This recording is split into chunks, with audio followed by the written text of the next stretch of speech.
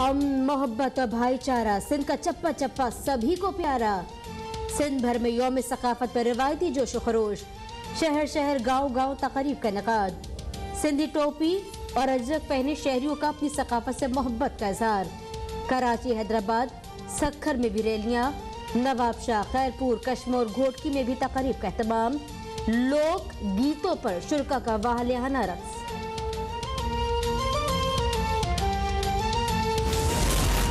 यौम सकाफत सिंध पर peoples bus service का अमला भी सकाफती रंगों में रंग गया।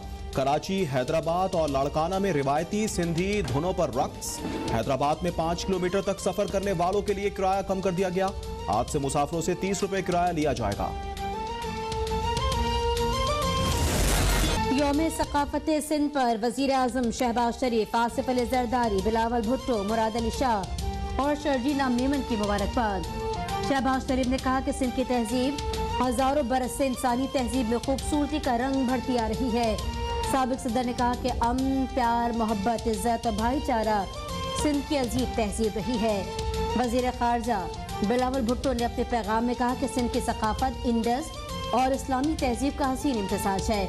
वजीर आला ने कहा कि सिंध की सकाफत में दीगर सकाफतों से मोहब्बत और एहतराम शामिल है। सूबाई वजीर इत्तलाफ ने कहा कि इस सकाफत को मनाना सिंध की इंसान दोस्त रिवायात को आगे बढ़ाने का नाम है।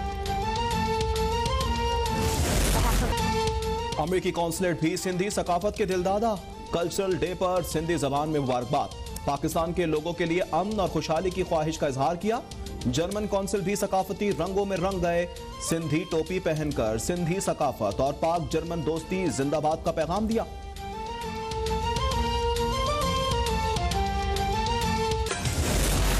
इमरान खान की सियासत का मकसद सिर्फ इक़्तिदार का हुसूल है, चाहे उसके लिए मुल्क की बुनियादें ही क्यों न कमजोर करनी पड़े।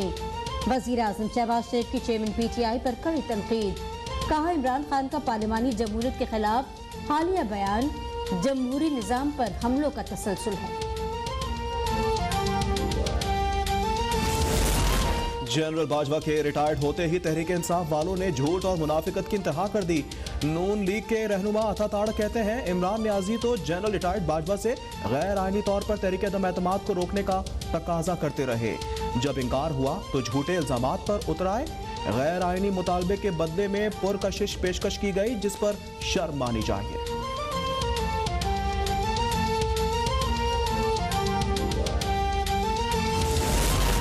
PTI की 4 साल बद इंतजामी के बायस इदारों को चलाना मुश्किल हो गया। ऊपर से नैब के काले कानून ने मुल्क का सत्यानाश कर दिया।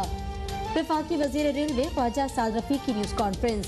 कहा, समझ नहीं आती इमरान खान को किस बात को संजीदा लिया जाए और किसको नहीं। ये एक दिन बात करते हैं, दूसरे दिन कहते हैं मजाक था। इनसे कोई पूछे क्या असमियां टूटने के लिए बनती हैं।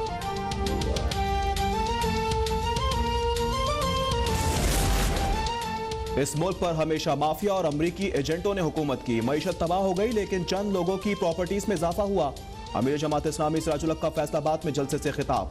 कहा, 75 सालों से जर्नैलों और करप्ट सियासतदानों ने अवाम को धोखा दिया। तब्दीली समेत रोटी, कपड़ा और मकान के नाम पर भी धोखा ही मिला।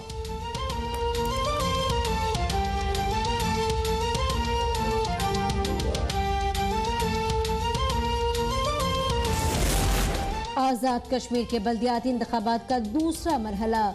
पुंछ डिवीजन के 88 डिस्ट्रिक्ट काउंसिल में से 81 के नताइज जारी। तहरीक इंसाफ डिस्ट्रिक्ट काउंसिल की 29 नशस्तों के साथ सरे फहरिस्त। नून लीग ने 22 नशस्तों पर कामयाबी हासिल की। 13 पर पीपल्स पार्टी कामयाब। यूनियन काउंसिल्स की 702 में से 655 के नताइज जारी। आजाद उम्मीदवार 216 नशस्तें लेकर सबसे आगे। तहरीक इंसाफ 188 पर कामयाब। नून लीग ने 103 नशस्तें जीत ली। 95 नशस्तें पीपल्स पार्टी के नाम।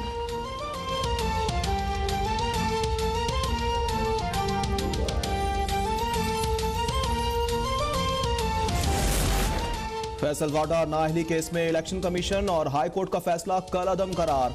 सुप्रीम कोर्ट ने तहरीरी फैसला जारी कर दिया। लिखा, इलेक्शन कमीशन के पास उम्मीदवार को इलेक्शन से कबल नाअहल करने का इख्तियार ही नहीं, जबकि इस्लामाबाद हाई कोर्ट का फैसला भी कानून की नजर में बरकरार नहीं रखा जा सकता। फैसल वाडा आइंदा इंतखाबात लड़ने के लिए अहल होंगे। फैसल सेनेट की सीट से अपना इस्तीफा फौरी चेयरमैन सेनेट को भिजवाएं।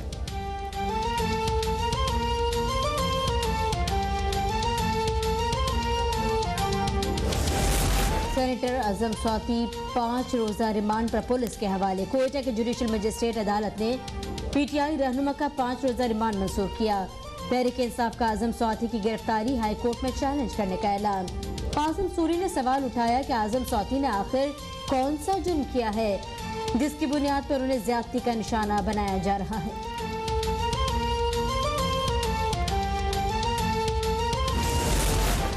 वज़ीर आला पंजाब परवेज इलाही से सदर विफाकुल मदारिस अरबिया की क़यादत में उलमा के वफ़द की मुलाकात। परवेज इलाही ने कहा, निजी सतह पर सूद लेने पर 10 साल की सजा मुकर्रर की गई है। उलमा की दुआओं और बरकतों से सारे काम सीधे हो रहे हैं। मुफ्ती तकी उस्मानी ने कहा, दीन की खिदमत की बरकत से आपकी हुकूमत चलेगी।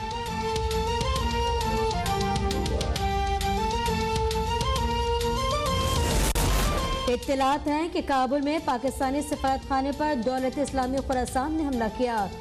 पाकिस्तान इन इत्तलात की आज़ादाना तस्दीक कर रहा है। तर्जुमान दफ्तर खारजा का बयान का अफगान हुकाम से मुशावरत जारी है। ये दहशतगर्द हमला याद दहानी है कि अफगानिस्तान और खित्ते के अमन को दहशतगर्दी से खतरात का सामना है। पाक अफगान तुरखम बॉर्डर पर कंटेनर उलटने से 3 अफराद जाँ बहक हो गए। हादसे में सिक्योरिटी फोर्स के जवान समेत 8 अफराद जख्मी भी हुए। जख्मियों को लंदी कोतल हेडक्वार्टर अस्पताल मुंतकिल कर दिया गया। हुकाम के मुताबिक ट्रॉलर के ब्रेक फेल होने की वजह से कंटेनर उल्टा। लांडी कराची में पुलिस कब्जा ग्रुप के मुबैना गठजोड़ के खिलाफ ताजुनों का एहतजाज। मुजाहिरीन ने बाबर मार्केट और अतराफ की सड़कें ब्लॉक कर दी। Traffic jam. ताजरों का इलाके के एडिशनल SHO की बरतरफी का मुतालबा। कहा, बाबर मार्केट की जमीन पर लैंड माफिया के कारिंदे पुलिस की सरपरस्ती में कब्जे की कोशिश कर रही हैं।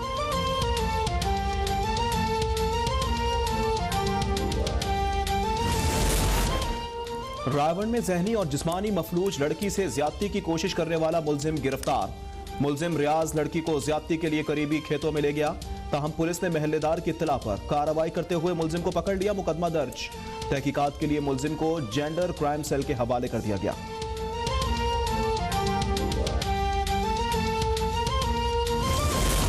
रावलपिंडी टेस्ट दिलचस्प मरहले में दाखिल। आखिरी दिन फतह के लिए पाकिस्तान को 263 रन और इंग्लैंड को 8 विकेटों की जरूरत। चौथे दिन के अख्ताम पर 343 रन के हदफ के ताक़ुब में पाकिस्तान ने 2 विकेट पर 80 रन बना लिए। इमामुल हक 43 और सऊद शकील 24 रन बनाकर नॉट आउट।